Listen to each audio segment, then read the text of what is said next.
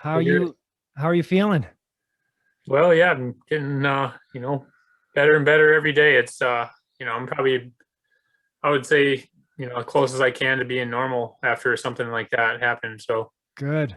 Good. Glad to hear it. I'm sure it was a life-changing event in a lot of different ways. Have you had a chance to sort of publicly open up about it or write about it or anything yet? yeah, I mean, a little bit here and there. I haven't really posted. I've just posted, some random little Facebook updates here or there. I haven't done anything bigger than that. We'll see what happens moving forward, but just yeah, right now I'm just trying to process everything and you know still a lot going on, and they still don't have a real answer of what exactly happened that day. So yeah, I Sure. mean, what's going on with my body. So yeah, I'd like to write some more about it in the future, and just I haven't told anybody really any kind of diagnosis yet, just because I don't even know. Yeah, yeah.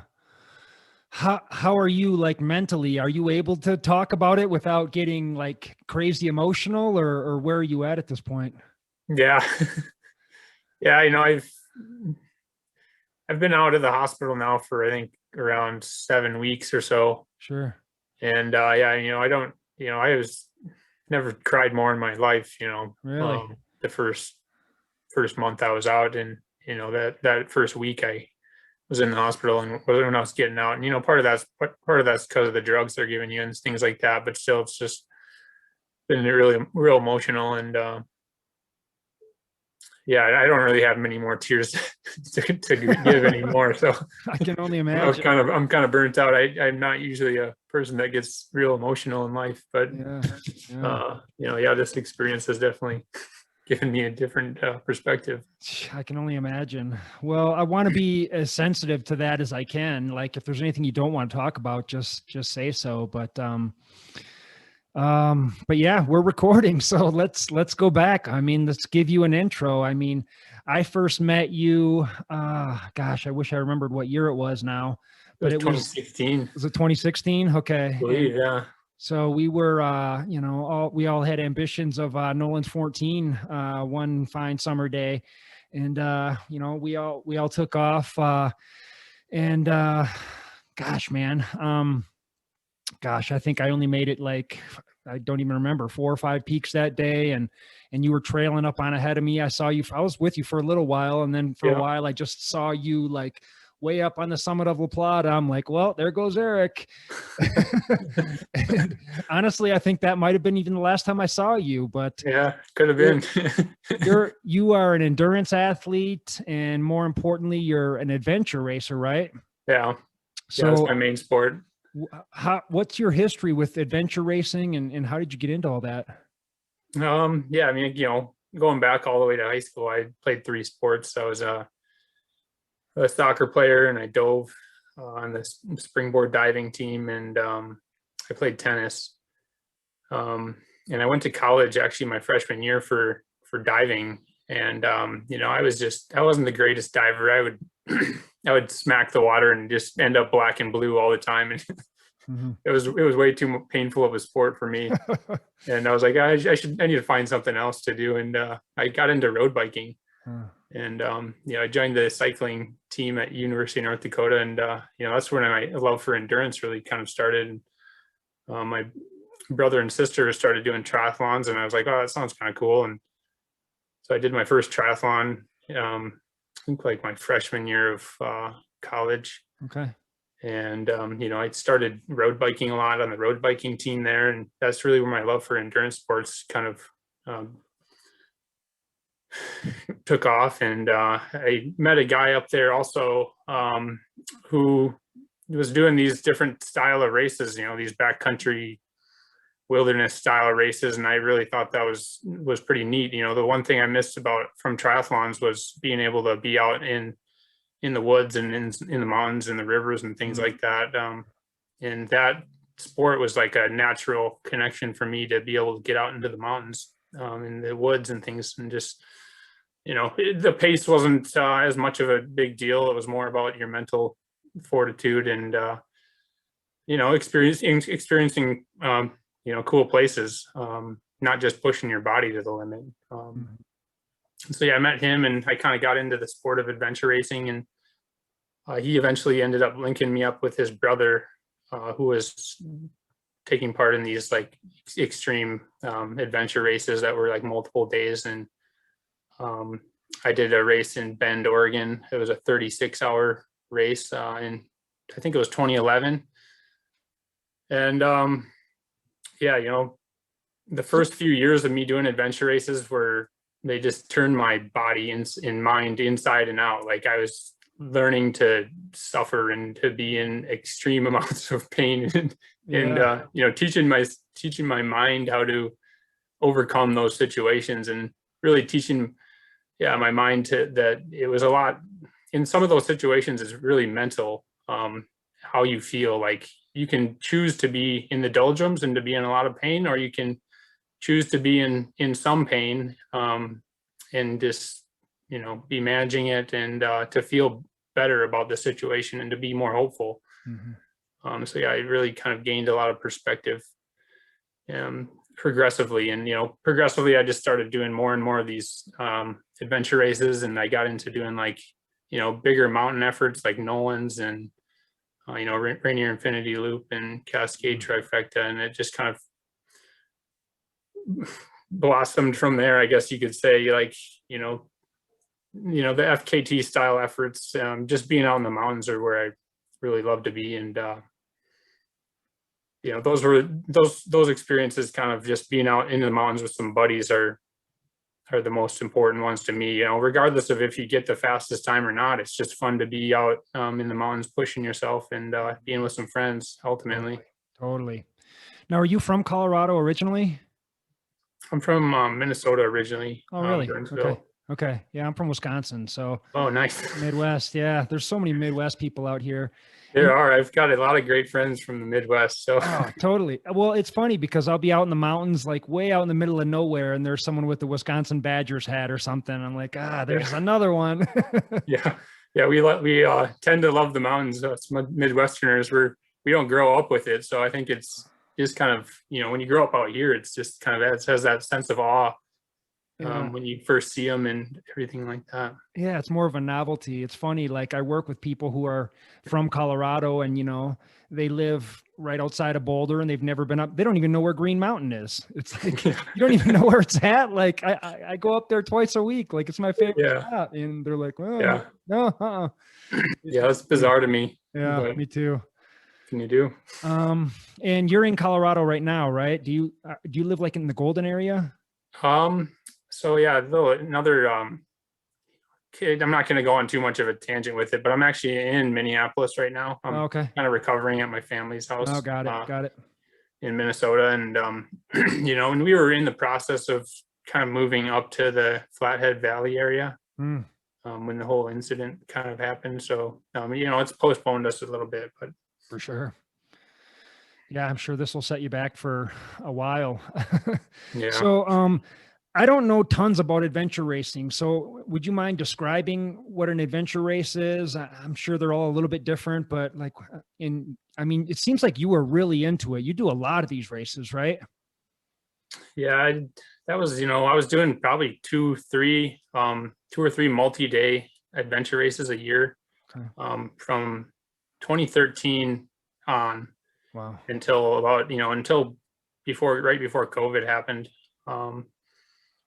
And that was, my main sport. Like, you know, I would train every single day for those types of races, mentally and physically. And so adventure races, they're a multi-sport, multi-day endurance event that involves navigation, and it's a team sport. And they can go anywhere from, you know, a few hours to up to 10 days. And the longest race I've done was in Costa Rica in 2013. But yeah, so they're just kind of, you know, and they're always in these amazing backcountry places. Like the race directors bring you to these places you would never get to experience as a tourist, or just as you were traveling normally, because they're generally local people, and they know like all these amazing highlight spots. For sure. Yeah. And so what are the different disciplines that you're employing in these different races? Yeah, it can vary pretty drastically, but so the main sports are usually mountain biking, some kind of trekking or trail running, and paddling. Okay. And then, there can be different variations of all those things. Like, there's sea kayaking and there's whitewater paddling and pack rafting. Sometimes they have like glacier travel. Like I did a race in 2015 that we traversed like a 40-mile long glacier, Wow. the Klutna Glacier in Alaska. Okay. And we actually performed like a crevasse rescue during the race. It was pretty insane. Whoa. Um, but yeah, so there's just like, you have the three main things, and then they can kind of, each race has its own little niche thing that they like to throw in there just for fun. Sure. Yeah. And so you're starting as a team and finishing as a team, correct? Yep. If one teammate drops out, the whole team's done. Or, Okay. well, you can continue as a team of three, but you're DNF technically. Okay. Okay. Um, what is that like for you? Like, it seems like more of a team sport, and the stuff that I'm doing, obviously ultra running is a very solo endeavor, so do you feel like you're good at the team sport thing? Is that something you enjoy? Yeah, I mean, it's where I'm probably better when I'm with people. Mhm. It just helps like mentally and physically, like as we all know, like being with friends out in the mountains is always it's just more fun Yeah, ultimately. totally. Like you can Yeah. plod along solo and it's just, you can go into your head and it's just a mental um war with your mind. Really, you just Mhm. go into these doldrums, and having friends there and teammates just makes everything so much more enjoyable, I feel Yeah. like. And Yeah. yeah, so the teamwork aspect of adventure racing, I think, is really cool. And that you can lean on your teammates when you're feeling when you're going through a really rough patch. And there's been every single race, like you could think you're the strongest one on the team, but you'll be the weakest at some point in the race, and you need to rely on your teammates to get you through some of those low moments. And that's really been kind of ingrained into my mind through doing so many of these long endurance races, that it really does take you know a good team and good teamwork to get through like these extremely long races like quickly. And if you want to do well, like there'll be teams who are all extremely strong athletes, but they'll do really poorly in the race because they don't know how to work together, and they don't know how to take weight from a teammate, and transfer loads and switch roles on the team and things Mhm. like that. So yeah, I think my teamwork, my team sports background just played a little bit into that. Yeah, for sure.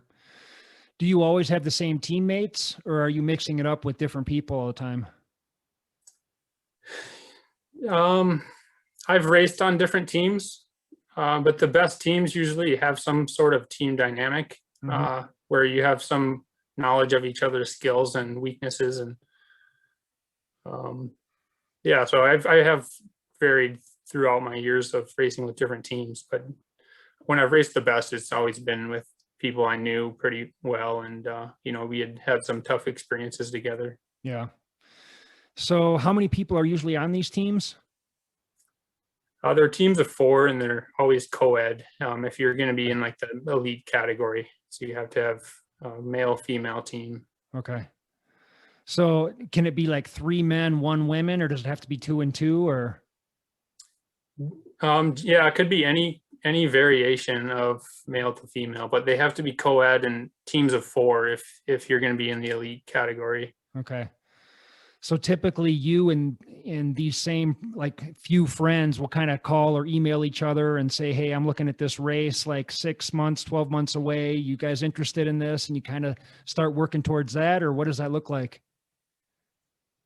Yeah, I would be probably at least 6 months out. Mhm. You're kind of targeting a certain race, and yeah, you get your team lined up, and you start working towards that common goal, and kind of getting some camaraderie going between you and the teammates, and kind of just getting acquainted with each other. Now, are your teammates in different locations, like across the country or across the world? So you guys are just like training on your own and communicating through email, or is everyone in Colorado?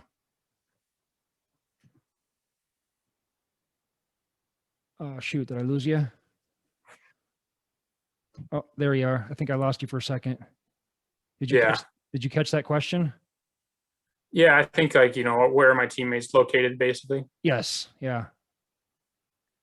Yeah, so I've raced with teammates kind of all over the world. But when I've raced with teammates from the US. I've raced up with a team out of Bend, Oregon. The three team members live there, and then I've also raced with a team where we're all US based. One guy lives in California, one lived in Michigan, and the navigator on the team, he was actually from Melbourne, Australia. Mm. And then my good buddy Olaf, I've raced with him a number of times, and he lives up in Breckenridge, Colorado. Okay. So does everybody have sort of like one or two skills that they're really good at, and then you guys are kind of mixing all your skills together to make this big thing happen? Or, and if that's the case, like, Yeah. what's your specialty? Yeah, I mean, I think my teammates would probably say my specialty is just staying positive in those really rough moments and kind of being the team cheerleader to pick us up through those low points. And, I also am kind of the workhorse. I carry the heavier packs during the race. So yeah, if people want to load me up with more of the gear, unfortunately, I'm the guy that does that. You're the guy. Yeah. So, but each team has a kind of a designated navigator is good to have. Because they're the main decision maker for the route choices you make. And then they generally work with maybe the team captain, like say there's a navigation choice and they want to consult, you can consult with the whole team, but it's good to just kind of limit how many people are, trying to get their hands into what the decision should be. So you have a navigator and then like a team captain who kind of are the main decision makers on the route choices and some of those things. And then another person on a team, just as far as our team goes, is like kind of the organizational person who kind of just is really good with logistics and how everything will flow in the race. So like a big part of these races is like you get these bins before the race and you have to pack those bins up with certain food and certain gear that you want on certain points of the race where the race organization is going to transport those bins to. And if you don't have, like, say you don't have your biking shoes in the bin and you're going onto a biking leg, you're just screwed. Like you got to do the biking leg with whatever you had before that. So maybe it was a paddle leg and you have these wet neoprene booties or something, and you would have to make do with it if you didn't pack them in that bin. So like it can be really kind of a logistical nightmare before the race on figuring out what to pack in these different bins that are transported around throughout the course to these different transition areas. And, there's usually one person who's like extremely good with those kinds of logistics, and they like can just see it and how it all flows. And like, every team usually has somebody like that on the team that can really wire those things down. Got it. So you've been doing this adventure racing for years. What are like a couple of the standout moments for you? Like some of the high times, some of the low times. Like I think I've seen like a couple of the docu-series, maybe like on Amazon Prime with of adventure racing. So I kind of have an idea of what it is, but I have no experience. So I'm just curious, like what are a couple moments that stand out for you? Let's see here. There's so many lows and highs throughout the years. It's hard to like pinpoint, one, but I can go to basically the whole 20 Adventure Race World Championships in 2015, and it was in the Pantanal of Brazil, and basically it was the largest wetland in the world, and the whole race was just kind of a nightmare. We started out the race with a 30-mile upriver paddle, and it was 105 degrees out with 100% humidity. And that's the start of the race. So there was a team who dropped out probably an hour in. And to make matters even worse, like I had been projectile vomiting in this Navy boat that they took us to the start of the race. I was projectile vomiting over the side of the boat the night before the race, losing all my fluids. And, I knew this was going to be probably one of the hardest races of my life. And I got on Google Translate on my phone, and they speak Portuguese down there, so I was like doing Google Translate on my phone to tell somebody I needed an IV because I was losing like everything. I was just, I had stuff coming out both ends. Yeah. I got some kind of food poisoning, and I found this Navy guy, and he got a medic, and they ended up giving me an IV that night to get some fluids back in my body. And so I started the race out in that condition. So not up to a great start. Not very optimal. And the race just, we could spend an hour here just talking about I'm sure the Brazil Adventure Race World Championships in 2015. The whole thing was just an absolute nightmare. Nobody finished the full course. Not even the best team in the world, who's really from New Zealand, Seagate. They had to fly teams over a certain section of the race because it took two of the best teams in the world, which was one of them was Seagate. It took them like 3 days to get through a leg of the race that the race director said it would take a max of 24 hours. And, and what were they up against? What was it, just the heat and the humidity, or what exactly were they up against that was so tough in that specific section? Yeah. So that specific, like the Pantanal where we were at in that race is the largest wetland in the world. And so where they were in that section of the race was basically this wetland section. And it was kind of anywhere from probably ankle deep water to water that you would have to be, swimming through. And this was a pack raft leg, so they did have boats.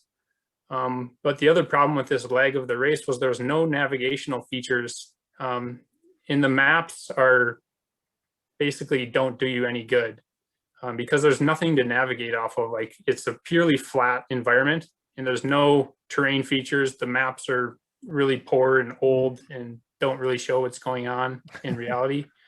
And so there's nothing to navigate on, and you start doing little variations left or right of your bearing because you have to get around these like jungle features. And you want to stay paddling. You don't want to go through super dense jungle for a quarter mile. You want to just paddle around it. So all those things start to add up and you get off bearing. And when it's 110 degrees out and you don't have any GPS in these races. Like you're not allowed to use a GPS device. It's all map and compass. It's all map and compass. You do have a satellite beacon that you can press SOS to get help. But, it's those in that section of the course, the best teams in the world were having difficulty figuring out where they were.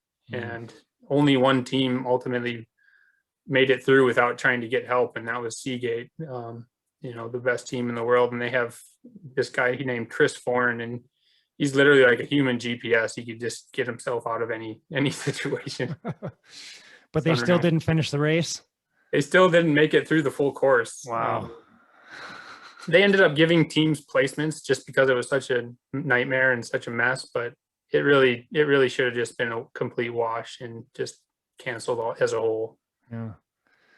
Well, I'm guessing with all your experience in this sport, you've probably done well at times too, and probably won some races. So, what's that like as a team sport? Is it, I'm just picturing like a soccer team, like chest bumping each other at the end, like we made it, like just pure adrenaline. But I mean, what's that like? Yeah. I've won a few multi-day races. I'm not going to go through the whole list, but I mean, my best result was in 2016 at the Adventure Race World Championships in Australia. And we placed second there. And we were only like an hour and a half behind Seagate there. So that was a pretty big deal for us. And, you just, in these races you go through, it's like living 10 years of your life. In a matter of days. Like you just go through so many emotions, highs and lows. And, it's your teammates who are there that really help you through those low times, and who are there to experience the high times, and, experience the beautiful sunrises and sunsets and just, everything. You just go through so much in those races. And, crossing the finish line is just kind of a surreal experience. Yeah. And, it's there's nothing better to, after 3 or 4 days out with only about 8 or 9 hours of sleep, just crossing the finish line and eating some food, hot food, Right. and passing out, going Right. taking a nap, and Right. waking up the next day. Well, so yeah, I mean, I'm in the endurance world, and I know you've done lots of ultra races too. And it's like just spending sometimes like an hour with someone out on the trail when you guys are really suffering. There's just a bond there that's going to be hard to break. And a lot of times there's friendships that are built just out of that hour that last a lifetime, Yeah. And so I imagine something like this is just, times 100.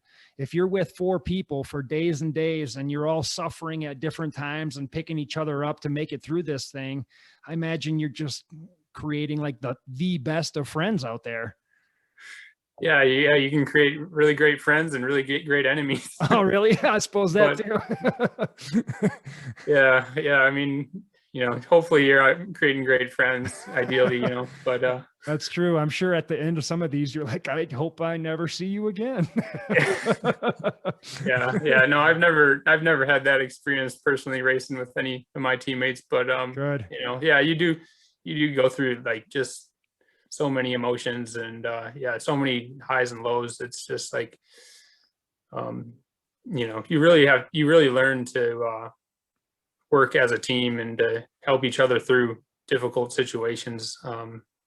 Especially if you're going to try to do well in these races, you really have to know how to work as a team and to pick people up, and take, everybody hurts in these races, and maybe your teammate's hurting just a little more than you. So you put that extra 10 pounds of weight in your pack. And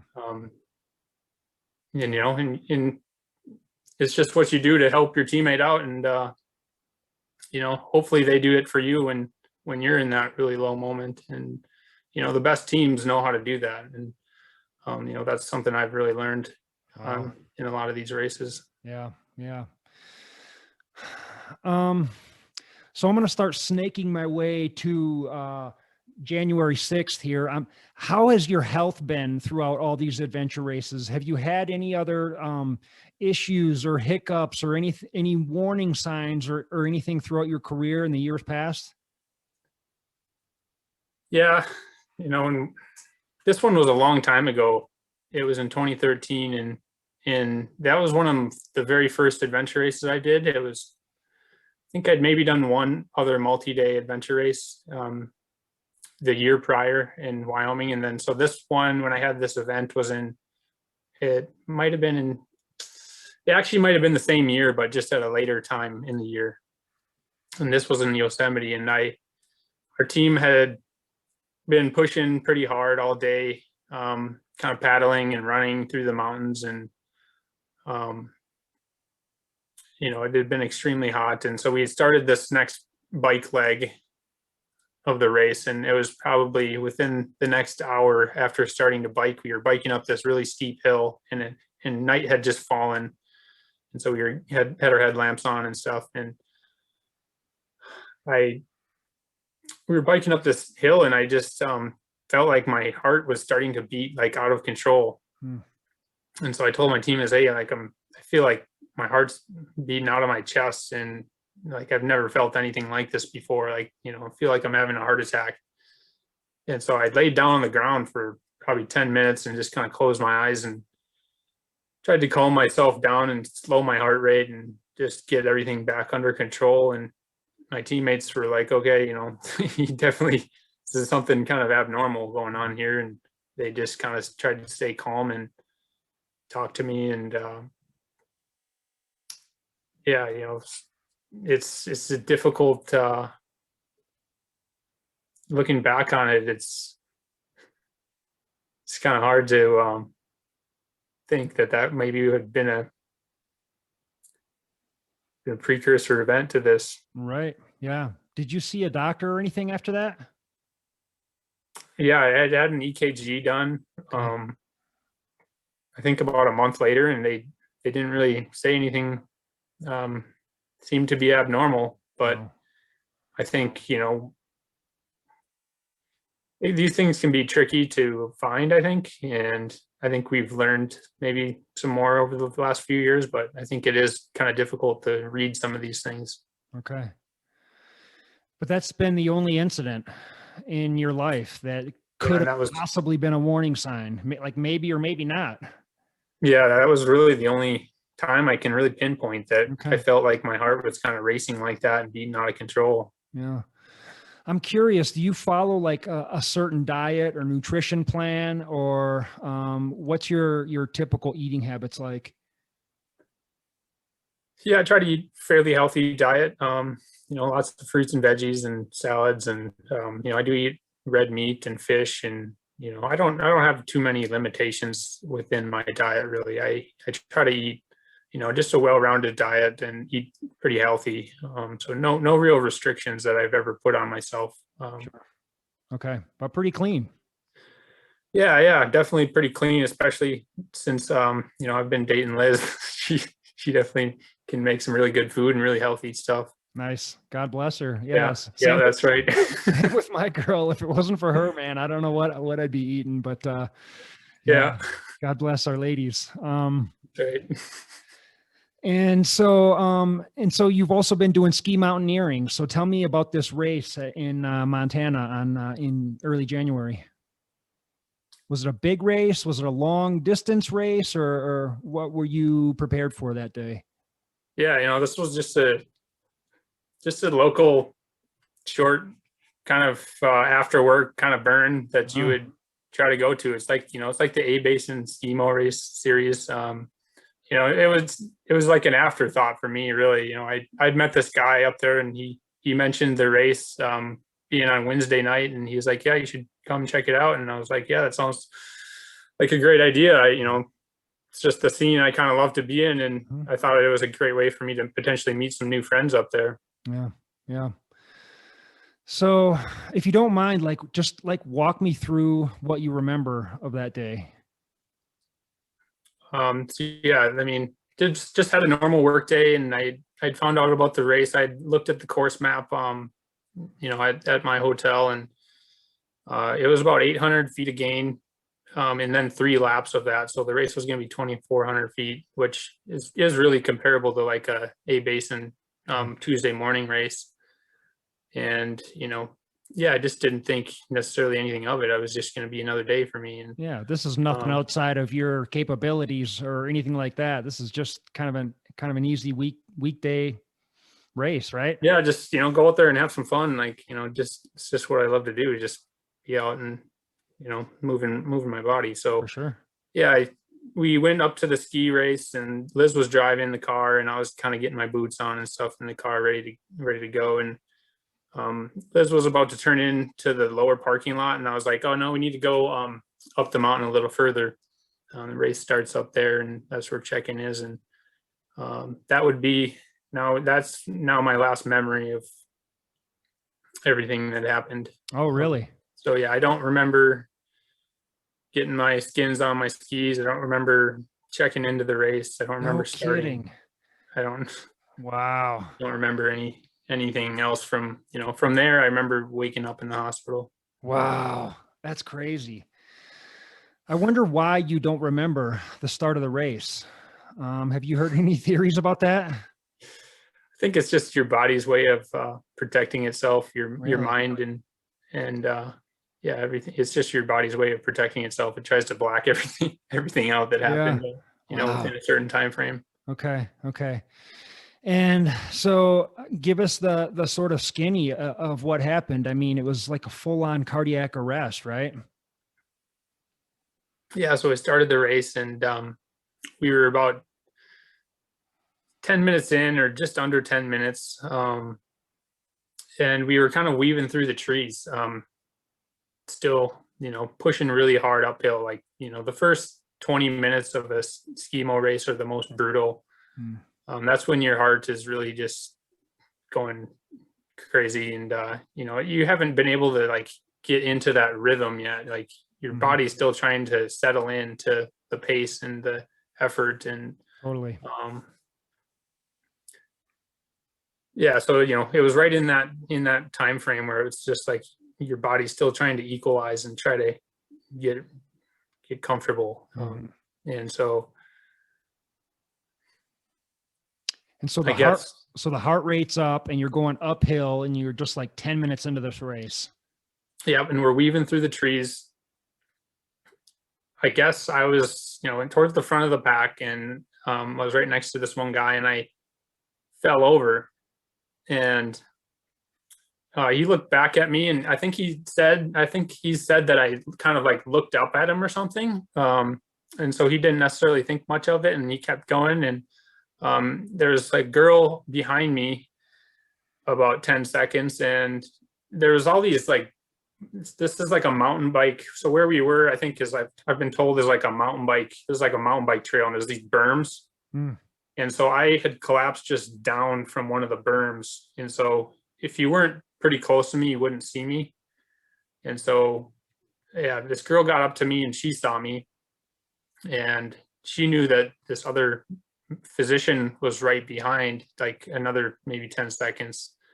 And she kind of yelled to Rachel, who works at Kalispell Regional Medical Center. And she got up to me, and I think, all three medical professionals got up to me in about 3 seconds or 30 seconds or 40 seconds.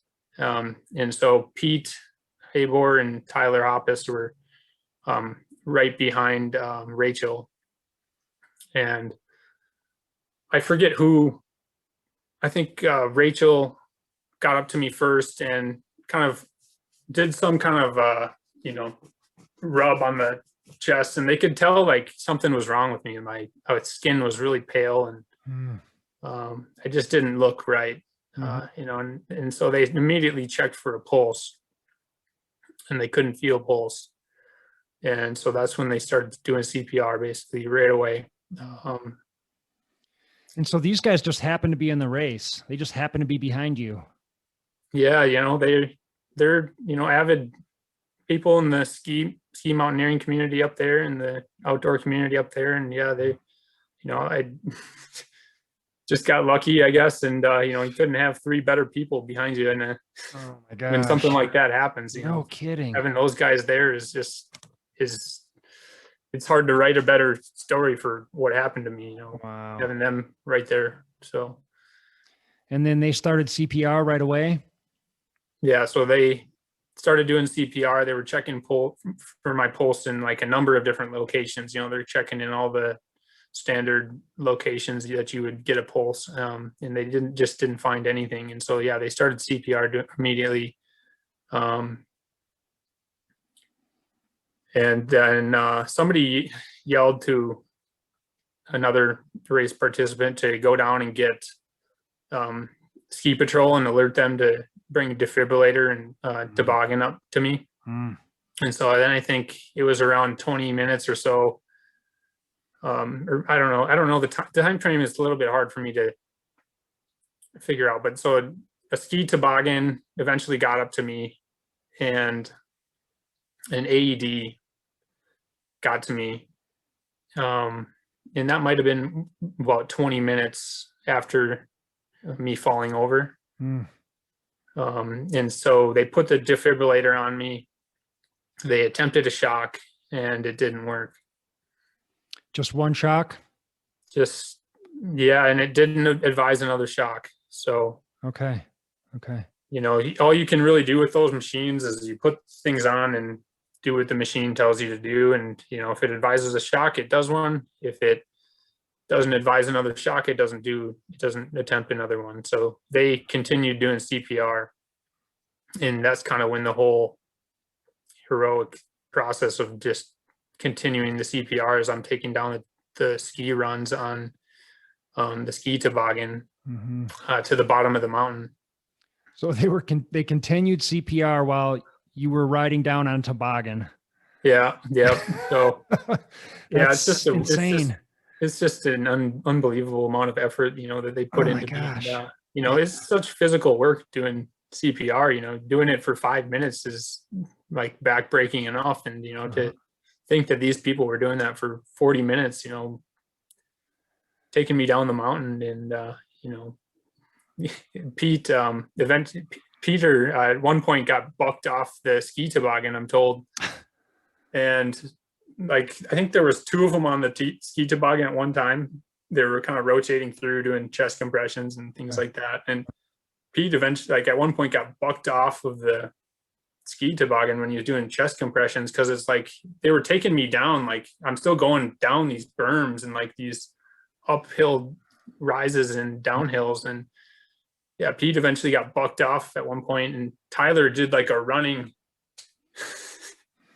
jump and jumped on the ski toboggan and continued doing chest compressions. Whoa. It's just like a pretty crazy visual of like, yeah, how much of a battle it was for them, and how much effort they really put into me. Yeah. It's just incredible. Wow. I'm guessing you've talked to them since then. Where were their heads at this point? Were things looking pretty grim?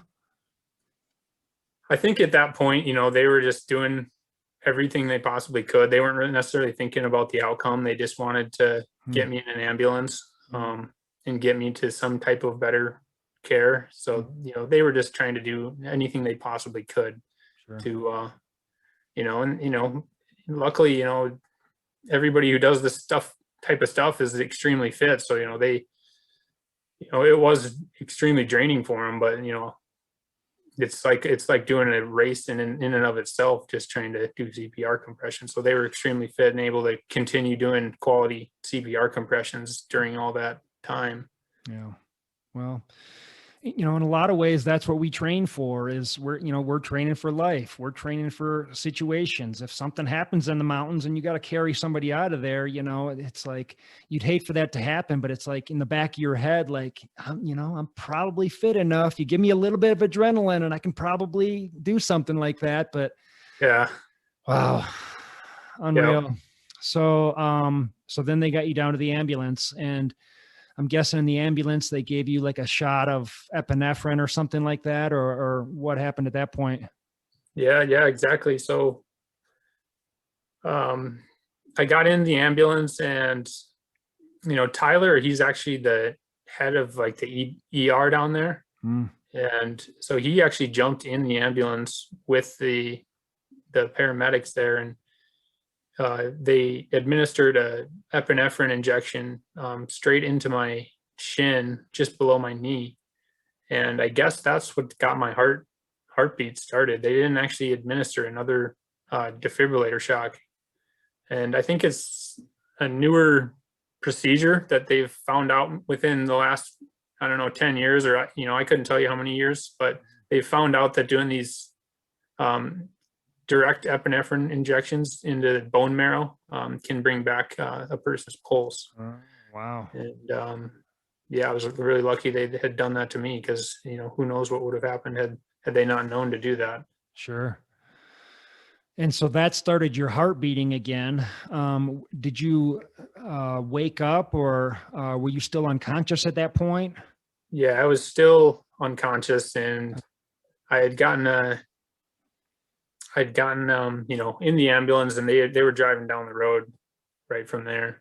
And they were headed on the way to the Kalispell Regional Medical Center. And Tyler tells me that in the ambulance, I was able to hold up 2 fingers. He asked me to hold up 2 fingers, and I guess I did. I obviously have no recollection of any of that, but wow. He tells me that he asked me to do that, and I was able to do it. So that was like a really hopeful sign Okay. In that moment. Wow. Backing up just a tiny bit, like how well did you know Tyler and these other people that were helping you out? Did you know them on a close personal basis, or were they pretty much just strangers? Yeah, that it's I knew nobody at that Oh, steamboat really? race except for, the one guy I had met, like 2 days before the race. Wow. So hey, I was a complete stranger. They're like, who is this guy? He Ah, comes up here and just falls over, and oh my gosh. like, and they start just pouring their whole life into me, and like, Mm, yeah, they have no clue of who I am. no kidding. So yeah, it's a pretty amazing thing. So, for all intensive purposes, you were pretty much without a pulse for 40 minutes. Is that right? That's I think accurate to what 40 minutes. everything I can tell. That's a long time, man. Holy cow. Yeah. And you don't remember anything. There was no like light at the end of the tunnel or anything crazy like that. Yeah, I've tried to think about where I was in those 40 minutes, but Yeah, that might be another part of this conversation we could get into, like, at a different point or something. I for don't know. sure. For sure. Um, gosh, man, if I was you, I would want to like, I don't know, go to a hypnotist and try and try and remember Yeah, like, yeah, I don't yeah, know. That's crazy. yeah. It's a wild experience. And it's still hard to believe. Like, I still look at sure, a lot of people have seen the photo now, but of me laying on the ground with that defibrillator pads on my chest, Oh and my God, I saw it and it just doesn't even look, it looks like a mannequin. yeah, I look at it and I'm like, who is that guy? He's wearing my clothes and he's wearing my boots, but like, it's still really hard for me to comprehend that that's really me laying there on the ground. I bet, man, because there is no life in that body. I mean, it looks like, yeah, it just looks like a mannequin. It's, yeah. I had to look at it like 3 or 4 times. I'm like, this can't be a real picture of Erik. Like, it's Yeah. unbelievable. Yeah, no, it's yeah, an emotional photo to look at. It's, Dude, there's a lot going on there. I'm laying there basically dead, but just pretty amazing to see how many people are there kind of willing to help out. And the whole ski community there is all kind of right there trying to do everything they can to keep you alive. So, yeah. at one point you got this side of it where it's, me being basically as close to being dead as you can. Mm, But at the other point, you got all these people there that are sending their energy right to me. totally. Yeah. And what's the first thing you remember in the hospital? Yeah, I think it's about 2 days later, or day and a Really? half later, something like that. And Wow. um, they had put a ventilator in to breathe for me, and so I don't have to, so my body doesn't have to like tell myself to breathe and to do these things. And my first memory is the ventilator being pulled out. Mm, I just remember taking this gasping breath of air, mm, mm. that I'm alive. Wow. And you remember everything after that? Not very, like, you'd have to talk to Liz or my mom about, what happened the next like two days or so, just because I still don't have a great memory of those. Like, I think it's Friday and Saturday, and then I think Sunday I start to maybe have a few more memories and better memories. Yeah, It's still pretty foggy for me. for sure. I would ask them the same questions like over and over again. So Mm, I still had a really, really poor memory when I first woke up. yeah. And so backing up again just a little bit, your girl Liz was at this race, right? Yeah. When did she find out about this, or how did she find out? Well, yeah. So I think she'd seen something happening at the base of the resort, because she was just down, kind of spectating the race. And, she had been in her car, and at one point she looked outside and like saw this kind of commotion going on at the base of the resort. And she saw somebody, like, there's a group of people around him, and this guy had white boots on, and they were doing CPR, and she's like, "Oh, there's no way that's Erik." And, she didn't want to like cause more of a burden or anything on to see what was going on, to cause more of a commotion, and just stayed out of it. And so I eventually got hauled off in the ambulance, and she remembers seeing, me with my white boots being on the gurney, getting hauled up into the ambulance. And, at that point, she still didn't really think that it could be me. She's like, I mean, why would it be me?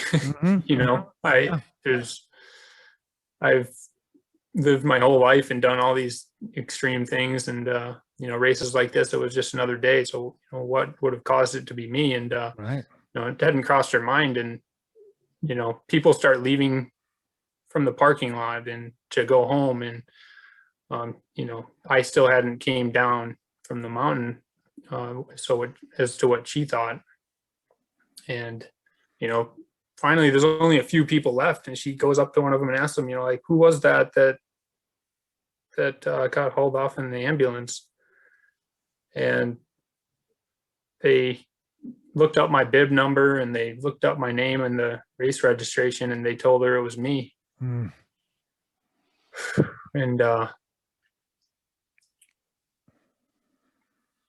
somebody ended up bringing her,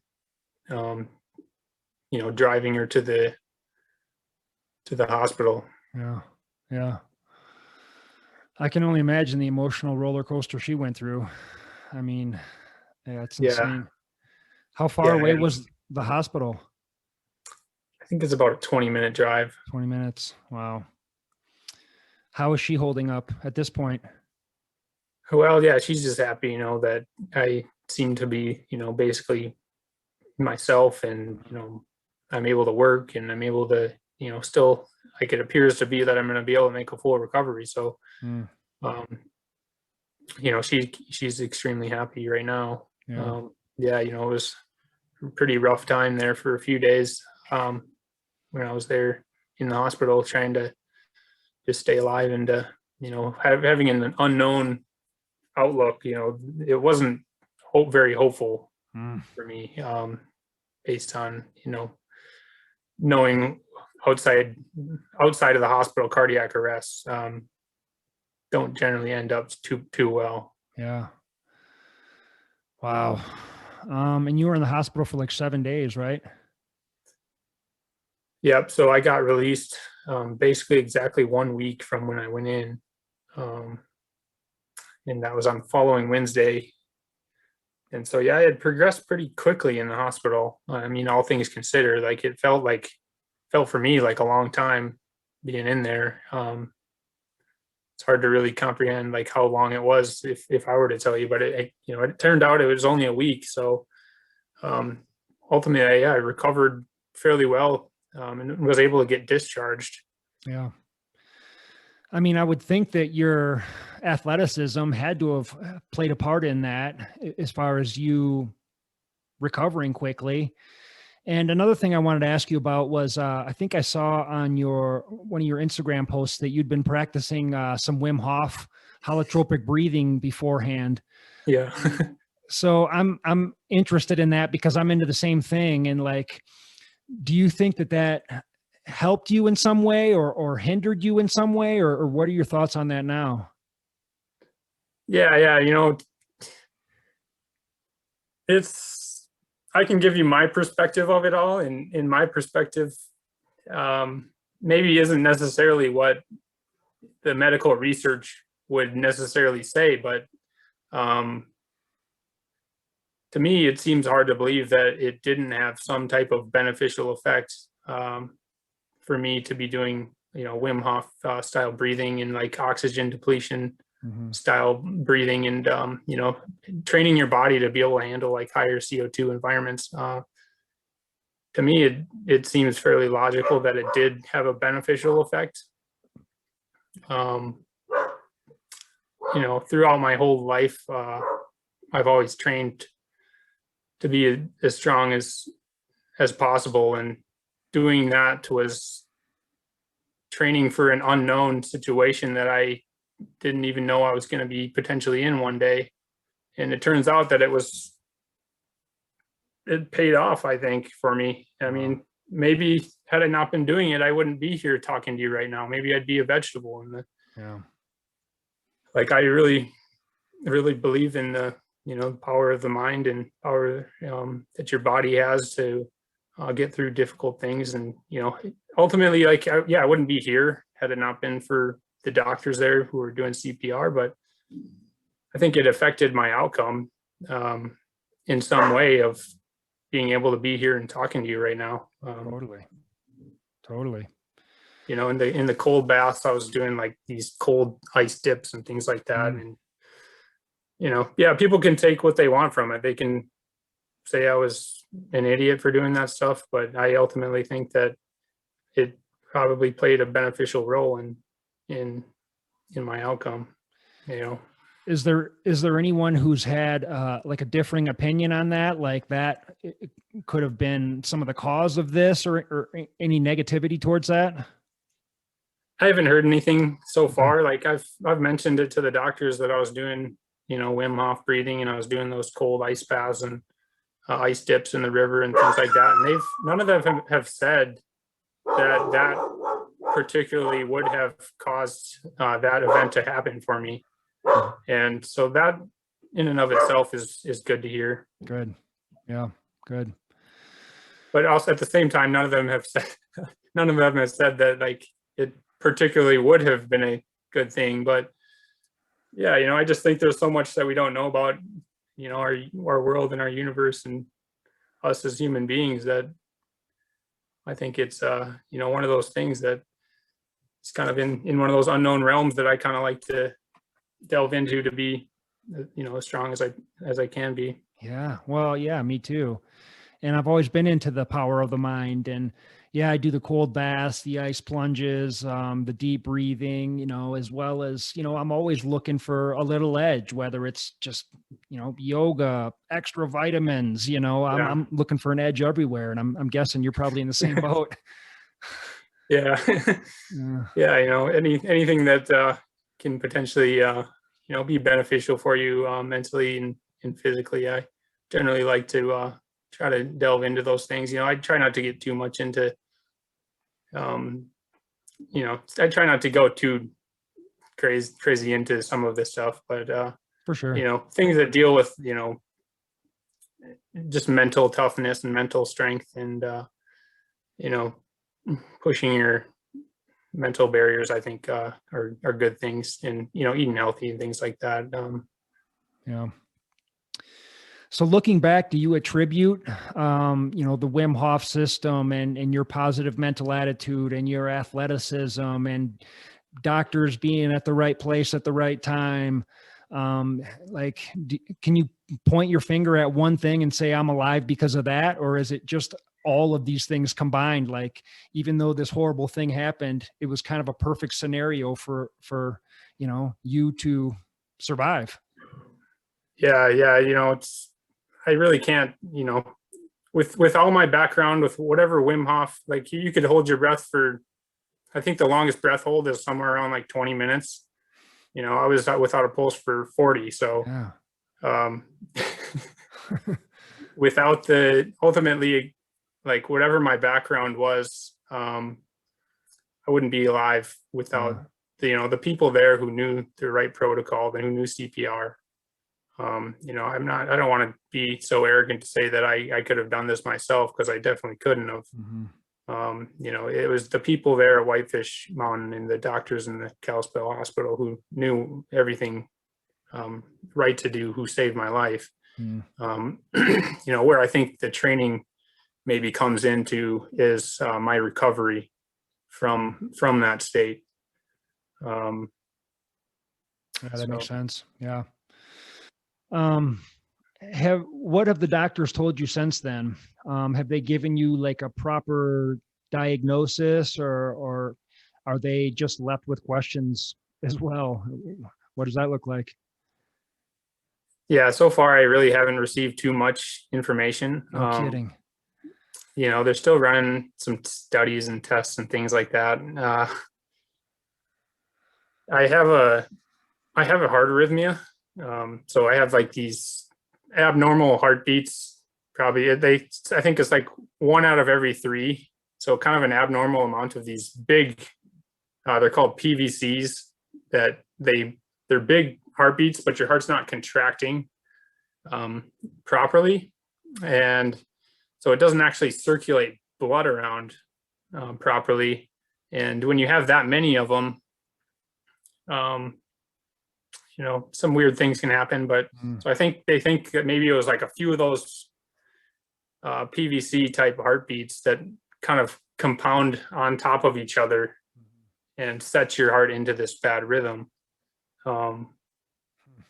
But people have PVCs. Like it's normal for everybody to have some PVCs in their heartbeat. I think I have a few more than normal. But ultimately they have told me that, the amount of PVCs I have in my heartbeat should not have caused me to have a cardiac arrest like that. Yeah. And so they're still looking into some answers on, why they think it happened and what it could be. And you didn't know about any of this condition beforehand? No. So yeah, going back to that 2013 story and that Gold Rush race, I got an EKG after. I maybe told you this already, but I got an EKG after, and they said it, they didn't find anything abnormal. So it could just be one of these cases where it's just maybe such an abnormal thing to happen that, it wouldn't have been found back then. I don't know. I'm going to the Mayo Clinic and seeing this one doctor there, and he's pretty well renowned in the field of cardiology and things like that, and seems like he's a pretty great guy. He's done work with a lot of like high level athletes, and I had like a 2-hour long conversation with him like 2 weeks ago about kind of what he thinks happened, what the protocol is kind of moving forward here, and like what we can do moving forward to try to figure out what happened. So yeah, he seems like a great guy to work with, and I'm kind of excited to see what he has to say kind of moving forward here as we get some more of these test results back. Good. Did he tell you just to jump back into some skimo races and get right back after it, or? Yeah, he said, just sign up for the next one you want, man. It's like, this is your year for Nolan's. Go for it. Yeah, Nolan's, you name it, just get after it. Do them all. Yeah. I think I follow you on Strava, and it looks like you've been doing some walking, a little bit of running here and there, but it looks, obviously slow, as it should be. Is that pretty much what it's been like? Just slowly moving the body just to see how things react, or? Yeah. I've just been taking it, real easy. I had about 2-3 weeks of just kind of taking some nice walks out and, outside, and just getting some fresh air, really. Even that, just being able to walk around just feels really good. And, I feel extremely lucky, it's just to still be here with all you guys. And totally. Yeah, walking has been great, and, progressed a little bit. And I go to cardiac rehab, and they let me do some running. And, I've been going about 3 days a week to this cardiac rehab, and they hook me up with all these monitors and things like that, watching my heart and making sure things aren't going haywire. And they're keeping things in check while I'm kind of starting to ease my way back into running, and kind of just getting into some of those higher heart rates again. Yeah. And I did buy this a heart rate monitor, like a chest strap heart rate monitor. And I've kind of been comparing what they've been seeing at the hospital to what that's been telling me, and it seems like it's actually been fairly accurate. So that's been definitely kind of a good confidence booster to me, like being able to go out and do some running on my own, and try to get back to some kind of sense of some normal activities. Totally. But there's no talk of like heart surgery at any point, or anything like that? No, not really. Not at this point. There's like 2 buckets it could be in, really. Right now, it could be in the genetic bucket where, my family history has predisposed me to this situation. And then there's another bucket where for some odd reason it's been a developed arrhythmia. And from what I gather, developed arrhythmia, it's not developed because I've been pushing my body to these extreme levels. It's like I've heard of people who get these heart arrhythmias who are kind of sitting on the couch or just normal average everyday people going to work and kind of going on easy walks and things like that. So it's not, I haven't ever been told that, at least at this point, that what happened to me is because of doing like extreme endurance events and things like that. So if that's any kind of solace to anybody listening or to you, and they haven't told me it's because of doing like high intensity workouts or because I was doing these multi-day races or anything. So I think it's just kind of particular to my own body right now. And for whatever reason, sometimes people develop these arrhythmias, and I'm not sure if they know why yet.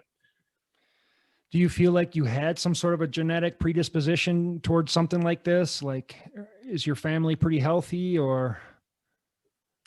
Yeah, family's, all fairly active. Okay. Brother and sister do some triathlons and running and things like that. And my parents are both fairly active. And yeah, so I think that, if you were to ask me, it doesn't seem like the genetics is really going to play into it.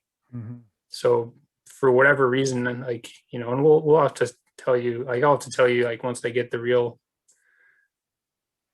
results back from the studies and tests and things like that. But it seems to me like it could have been some kind of a developed arrhythmia for whatever reason. Like, who knows why it developed. Yeah. Where's your head at now? Like, I'm just picturing if I went through something like this, I think I would just be thankful, filled with gratitude, hugging my loved ones a little longer. But I can't even imagine, honestly. So I'm just curious, like, where are you at right now? Yeah, it's been a crazy kind of experience. One that, you wouldn't wish on your worst enemy to go through.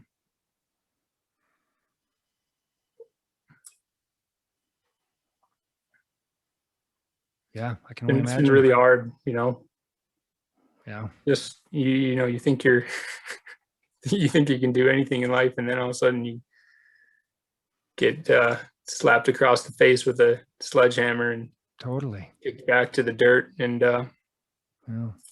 yeah, it's hard mentally and physically. And I'm doing pretty well. Try to stay positive and keep a positive outlook. If anything in my past has taught me, just keeping a positive mindset really can affect your outcome. Yeah. And that's what I'm trying to do, and trying to move forward with my life and not get bogged down too much in the past. For sure. Yeah. What's been the hardest part? Like, I imagine this has been an emotional roller coaster, but like emotionally, can you like pinpoint it at one particular thing? Like, my family had to go through this, or like when you just like looking back over the past month, like, what, like you say it's been hard, but like, what does that mean? Yeah, just, everything, putting Liz through this and putting my family through this. And, had I known that was going to happen to me in that race, obviously I wouldn't have done it. I don't wish anybody to go through, what I went through. And, it's just been hard mentally to realize that, something I did put, my family members and friends in so much pain. And yeah, well, it's not like you can blame yourself. It's not something you really did. Yeah, no, I know something happened to you. Yeah, no, I definitely didn't try to do it. And Yeah, I wouldn't have wished that on my worst enemy. It's just been, yeah, difficult all around, just mentally kind of processing, what's happened and, what I'm going to be able to do moving forward. Yeah. Yeah. Obviously I love to be in the mountains and love to just be outdoors. And, that's what I want to continue to do. I don't want to have people be worrying about me. Yeah. Um, Totally. being out and doing things I love. And, yeah, I'm still here. Yeah. So got to keep living your life and can't get bogged down too much in what happened. Like, obviously you want to learn from what happened and kind of grow from that. Yeah, but you don't want to like live in fear, and you don't want your loved ones living in fear either. I totally understand that. And that's something I didn't really even think about. So that makes sense. Yeah. It's So like when you step outside now to take a walk outside, does life have like a new flavor for you? Like, does the air seem more crisp and smell a little nicer, or is there really any difference at all? yeah. I mean, I think it definitely does. It's just every day being alive is a really special gift. And I think, it's not always that easy to realize that when you're living your normal everyday life, going to work and, doing the everyday thing. But, just being alive, being a human is a really special thing. And, being able to have all these emotions that we do have, pain and joy and sadness and love and struggles. And, um, it's all part of being human. And just trying to, embrace all those emotions. Like, if you didn't have any emotions, you'd be dead. Yeah. And if you didn't have pain and struggle and joy and those things in your life, you wouldn't be here. So it just kind of brings a little bit different perspective into everyday life, and just to be appreciative of, what I do have and where I am in my present moment, and appreciative of the people I have around me, my friends and family and all that. So that's something I try and think about every day. I try and be grateful for where I'm at. Like, my life isn't perfect, but I've got a roof over my head. I've got a dog. I've got a Yeah. fiance. Like life is pretty darn good compared to, the life a lot of people have. And I try and plant myself in gratitude. Has that increased for you? I mean, is that something you ever thought about before? Or is it just, has it been brought to the forefront now, and now it's just more apparent than ever? Like, life is a gift. Yeah, I feel like I've always had a pretty good perspective on life, and been, really appreciative of just, being alive. That's part of the reason why I like to go on the mountains and to push my body, is just because I really, it just is so amazing to be human and to be alive and to be able to go out in the mountains and do these kind of amazing things that, we all love to do. So I feel like I always have had a pretty good perspective, but this has definitely put it into a little bit different of a place, where it's just, you really, it's just kind of a heightened level, and really valuing people around you and friends and family members, and just realizing how special that is just to be here. Totally. Totally. Wow. It's an incredible story, man. Yeah. And it feels like I feel your emotion, and it feels like you're still pretty deep in it, because it just happened a little while ago. Like, this may have happened for some, not to sound corny, but maybe a bigger purpose for, and who knows what that could be, right? Like, maybe, Yeah. You're here to influence or inspire somebody, or gosh, I mean, there could be a million different reasons that this happened. So, uh, I'm just doing my best to like encourage you to stay positive, Yeah. I appreciate that. Yeah. No, Yeah. it's great to talk to you and get to hear Oh, from you dude. and your perspective too. It's yeah, like I said, I wouldn't have wished this on my worst enemy to have to go through it, but Yeah. here I Well, am and trying to make the best of it. oh man. Well, I'm so grateful that you're here, man. And I first heard about it through our mutual friend John Denise. He sent me a text and he goes, "Did you hear about Erik?" And I'm like, "No, no." And he goes, "Look on Facebook." And I'm like, "I don't think I'm even friends with him on Facebook. I think we're on Instagram and maybe Strava." And then he kind of filled me in as to what happened. And Yeah. and then the pictures started coming in, and I'm just like, "Oh my God!" Like, yeah, it's just like sending out prayers and yeah, it's crazy. It's like you and I only spent a few hours together, probably, I think, but still, Yeah. like, oh my God, this poor guy and his family, and I can only Yeah. imagine what they're all going through. So, Yeah. it's heavy, man. It's heavy. Yeah, it is. It is heavy. And yeah, it's everybody thinks they're unstoppable until you get knocked down to the ground, and you might find yourself hopefully not where I am, but Yeah. yeah, it's just I never had in my wildest dreams had thought I'd have a heart attack. Like, if you had told me that a year ago, I'd be like, dude, you were like off your rocker, like Right. get out of here. Right. Like, I'm not going to have a heart attack. I'm 30 years old, and I'm in great shape. Like, who are you to tell me I'm going to have a heart attack? And Yeah. life has a way of doing funny things, and here I am. Yeah. Yeah. Well, I have one more question, and it might be, you can answer it if you want to. I can always cut it out as well, but like, have your thoughts of like the afterlife changed at all? Like, do you believe in an afterlife? Do you believe in reincarnation? And has this incident like changed that perspective for you at all? Yeah. Yeah. I've thought about this one good amount after, being where I was for 40 minutes. Mm-hmm.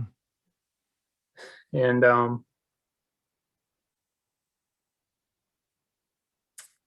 before all this stuff happened, I would have told you that, that I didn't know what happened, and that, maybe there is a God, maybe there isn't a God. And, after going through this, I still don't necessarily know what the answer is to that, but I do think that, when we eventually leave, our energy kind of transforms into some other state in the universe. And I feel like kind of like our energy and our spirit kind of goes out into being a part of everything, kind of being just a part of the whole universe. There's a thermodynamic property that says it's like the first law of thermodynamics or something like that, and it says energy is conserved, its form can be converted. And to me, what that means is, like, we're here on Earth living in a human form, and when we die, maybe our soul kind of leaves our body, and our energy is somehow converted into another form. Maybe it's a star up in the sky, or maybe it's just whatever else in the universe. Like, our energy just kind of goes into being the universe and becomes everything. It's kind of what I feel like my experience was. Yeah. Wow. That's powerful, man. And I can totally get behind it. I've had experiences where I'd like to think I'm like tuned into that sort of thinking. I may or may not be, but I had a good friend that passed away a couple years back, and I truly felt like he came to me for like a minute and said just like a sentence, and kind of laughed with me, Yeah. and it was, what he said was like kind and encouraging, and just like his typical self, kind of joking around. Yeah. And then, a couple weeks ago, my grandfather's been passed away for years, but my family mailed me a ring that he always wore, and he wore up till his death. And so I got this in the mail and I put it on, and I just had this crazy, like this, it's like this energy was there. Like I felt my grandfather there. And it was so bizarre. And, you know, Wow. I guess it could have been in my head. Like it certainly could have been, but it was a true feeling, and it felt really, really real at the time, you know? Yeah. So I can totally get behind what you're saying, man. And yeah, I mean, there's a lot that we don't understand, you know, in the world still. And, you know, that's ultimately, you know, you asked me one of the biggest questions of, in all of life, you know, what happens Right. when you leave here, and like, you know, here I am, I'm still alive trying to figure out where I was when I was there for those 40 minutes. And, that's really kind of my best answer is, yeah, you know, I think what you experienced, could have been, you know, very real and, very true to, yeah, that you felt him being there with you. And, you know, I wouldn't say that didn't necessarily happen, that he wasn't there with you. Yeah. Yeah. Wow, man. It's an incredible story. And like I said, if I can give you any encouragement, it's like, maybe this happened for a reason. Like, you know, who knows, maybe you're going to tell this story or write a book or be that guy who goes out and does crazy adventure races and has this story from his past. And, you know, who knows where this is going to go, man. But, keep your head up, man. I'm so glad that you're still with us. And, I think you have a lot to show the world and teach the world. And in one way or another, I think that you're going to be able to take this and help people. And who knows what that looks like at this point, because like I said, I can just tell you're still in it, man. This just happened. So, yeah, like, you know, I'm no one to give advice, but if I could give you any advice, it would just be like, hug your loved ones, let them know you love them. And, you know, it's something I try and remind myself to do often, and I fail often. Yeah. But, wow. Yeah. You know, I think you can learn something from everybody on this earth. So, you know, That's true. yeah, don't take things for granted. And I think, you know, yeah, we can all learn things from, everybody we encounter on life. So I think that's, yeah, you know, what you said is, yeah, really true. Yeah, I appreciate that. Hey, for sure, man. How do you feel? I think we did it. Yeah. You know, still alive. I'm still the same person. I, Yeah. you know, stumble on my words and, you know, overthink everything I say, but, Hey, you and me both. that's part of being alive. So Totally. yeah, you know, that's how you know I'm the same person, because I still, can't really speak very well, but me neither, man. That's why I started the podcast. This is all practice for me, but forces you to get better anyways. totally. Yeah. Yeah, that's awesome. Is this hard? Is this hard for you to talk about and recount kind of what happened? I mean, I imagine it is, but, is it getting easier? Yeah, you know, it is getting easier. You know, like I said, like I've pretty much ran out of tears to cry. Like, you know, and before the event happened, like I wasn't a person who cried, you know, maybe once a year at the most. So yeah, I wasn't, a person that was super emotional. It's just, at this point, I've been like, all of January was like, you know, pretty much, you know, a lot of tears and just processing what had happened. And, you know, at this point, I'm trying to move on and, you know, I try to keep living my life and, move on from here. For sure. I mean, that's all you can do, right? Stay grounded, stay present, and move forward. Yeah. Well, Erik, thank you for taking the time to share your story, man, because it's incredible. And, you know, I've said it a couple of times. I can tell you're still in it, man. The emotion is still there, but, yeah, thank you. I appreciate it. And I'm so glad you're still here with us, man. Yeah. Likewise. And, you know, I just recommend everybody to get, you know, CPR certified. And, you know, you never know when that, could come in handy, and you know, you might be the one saving somebody else's life. So that's true. Yeah, you know, I just couldn't tell everybody, you know, everybody should go get CPR trained. And 100%. If it wasn't for that, you wouldn't be here. I mean, That's right. literally saved your life. Yeah, I did. Yeah. It's a special thing, special gift you could give somebody, give them their own life back. Yeah. Yeah. So what else could you want to give somebody in their life is just to, bring them back to their family and friends. And I'm guessing you've been back in contact with the people that literally saved your life. Yeah, it was pretty cool. I was able to get all their phone numbers and was able to talk to them on the phone. I had about hour-long conversations with Pete, Tyler, and Rachel, and a few of the others at the race that day. So yeah, that was really special and good to hear from them, and just to, I think it helped them too to know that I was still doing okay and things like that. Yeah. Yeah. Wow. Incredible. Well, hang in there, Erik. I hope that you have a speedy recovery and we can get out on the trail sometime soon. Yeah, I appreciate it. Yeah. Yeah. Likewise. I hope I'm out there again too. Oh yeah. I mean, even if it's for a walk, I would just, I'd love to get out with you. And, but yeah, man, stay positive, stay grounded, stay planted in gratitude as best you can. I mean, it's an incredible story. So, yeah, man, keep inspiring people.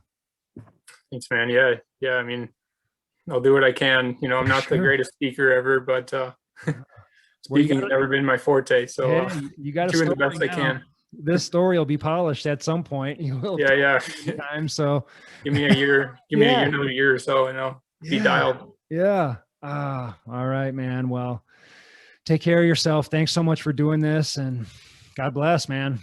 Yeah. Likewise. All right. Great talking with you, Adam. Thanks, buddy. Appreciate it. Talk to you soon. All right. Okay. Later.